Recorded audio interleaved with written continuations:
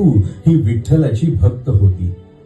तिची सासरची माणसे तिचा खूप छळ करीत, पण ती निमूटपणे विठ्ठलाच्या नामस्मरणामध्ये सगळं सहन करीत असे.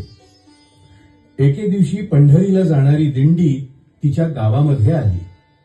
तिलाही वारीला जाण्याची ओढ लागली, परंतु तिच्या घरच्यांनी तिला खांबाला बांधले. सखू पांडुरंगाचा धावा करू लागली आणि तेवढ्यात प्रत्यक्ष पांडुरंग तिला सोडवण्यासाठी आला. संत नामदेव लहान असताना त्यांचे वडील रोज विठ्ठलाला नैवेद्य दाखवायचे. एक दिवस आईनं हे काम नामदेवांना सांगितलं.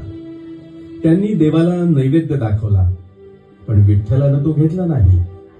तेव्हा नामदेवांनी विठ्ठलाला खूप विनंती केल्यानंतर अखेरीस देवानं त्यांचं म्हणणं ऐकलं आणि प्रत्यक्ष येऊन तो नैवेद्य ग्रहण केला.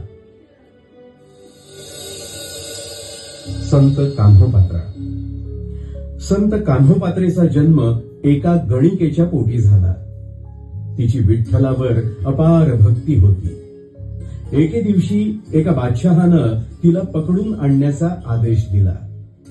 कान्होपात्रेला हे मान्य नव्हतं, म्हणून तिनं विठ्ठलाच्या मूर्तीसमोर आपले प्राण त्यागले.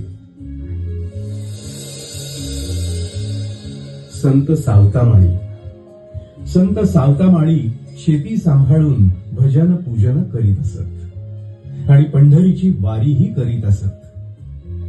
शेती करता करता ते विठ्ठल नामात मग्न होत आणि आपल्या मळ्यातच विठ्ठल पाहत असत. संत गाडगेबाबा हे गोरगरिबांमधील अज्ञान, अंधश्रद्धा, अस्वच्छता यांचं उच्चाटन करण्यासाठी मोठं कार्य करीत होते.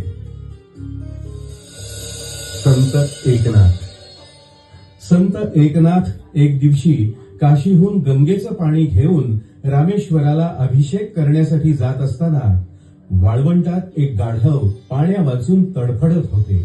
तहानेनं व्याकुळ झालेलं गाढव एकनाथांना पाहावलं नाही आणि त्यांनी अभिषेकासाठी आणलेलं ते गंगेचं पाणी त्या गाढवाला पाजलं.